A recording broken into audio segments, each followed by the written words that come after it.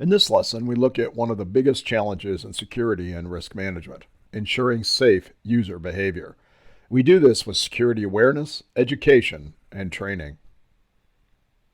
Humans are the weakest link in information security. Consequently, it's best to only rely on user behavior as a control of last resort. We should use technical controls whenever possible and fill the gaps with helping users to do the right thing. Some analysis reports assert that user behavior is responsible for 95% of successful cyber attacks. Although this is likely high because of the lack of the right controls in place, this number also represents human mistakes, falling for social engineering attacks like phishing, and unintentional policy violations. It's important to ensure that all users, from the time they're hired, understand what is and is not acceptable behavior, the reason that acceptable behavior is needed, and the sanctions for behaving badly. Approaches to security awareness should differ based on the business roles of the recipients. This requires creating training content based on roles within groups such as managers, IT teams, security, and business users. Employee safe behavior management has three elements: education, training, and awareness. Security education occurs when an employee attends formal classes like those provided by colleges and universities. Certification preparation is also included under education. Education teaches concepts and general applications of them. It does not usually address specific practical applications as they pertain to each organization's unique operating environment. Training applies concepts learned in education in specific ways unique to an organization's operating environment. Each organization establishes acceptable use expectations, security policies, standards, guidelines, and procedures unique to its operations and information resources. Training ensures that all employees in all roles understand what they need to know in order to safely perform their business tasks. For example, a business user should understand acceptable use and procedures. Managers know acceptable use and policy objectives so they can establish and maintain safe business procedures. IT design teams require knowledge of acceptable use and policy objectives when working with management to define standards and guidelines.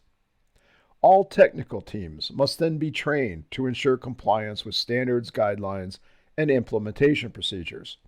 Note that all roles must understand acceptable use. Also, these training requirements are recommendations. Each organization has its own structure and its own training needs.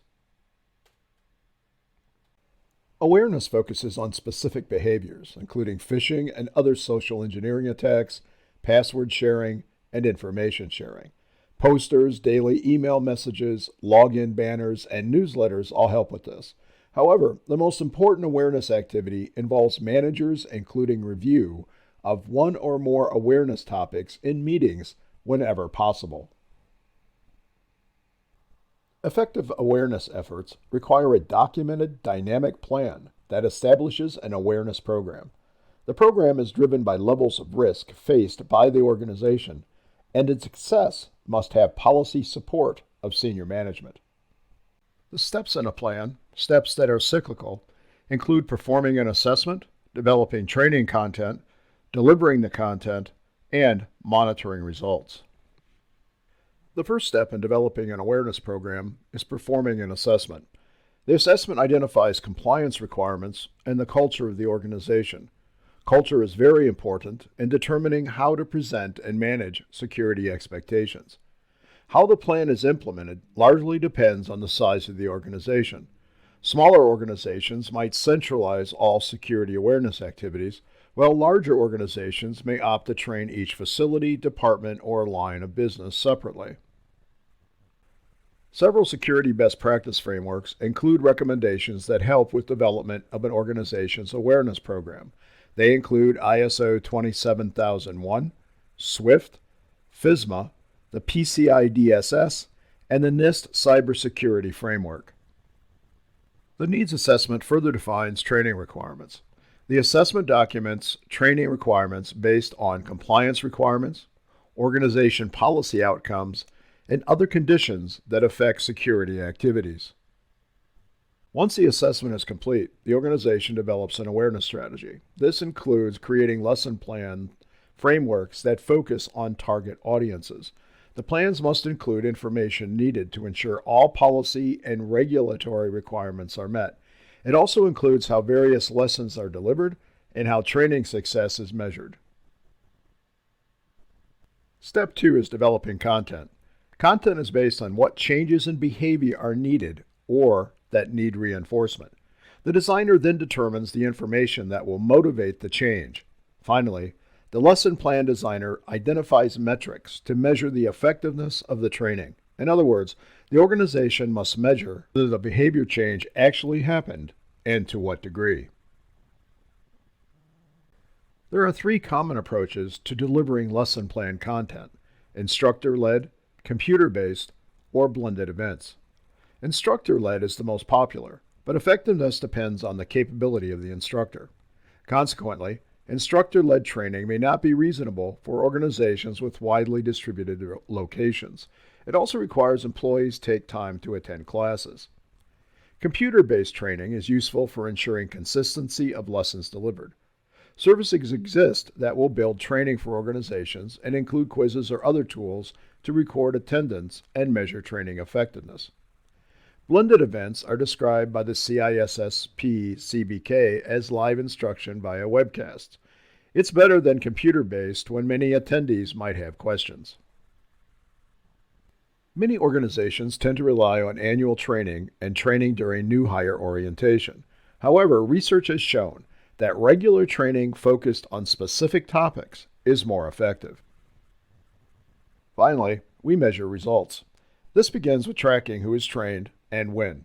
Delivery monitoring can also include quizzes or other tools to determine effectiveness of a training session. Following training, we need to understand if anything changed. In addition to lessened inquiries about policy requirements, we can also see changes in phishing incidents and rates of policy violations. Once the plan is in place, a cyclical management process is needed to maintain it. We could just simply cycle through the planning steps to improve training outcomes, which we still have to do, but another approach is also required. This includes threat modeling, changes to policies, and changes to compliance requirements. These things require a continuous attention. As threat intelligence discovers new probable risks to the organization, the security team and management assess the associated risk. As risk changes, policies, standards, and guidelines are adjusted. Training is then needed to ensure that all relevant business roles are aware of the changes. Although I show this as a cycle, training should and does occur at any point in the cycle to enable cycle activities. That's it for this lesson. If you have questions, please ask. And until next time, be careful what you click.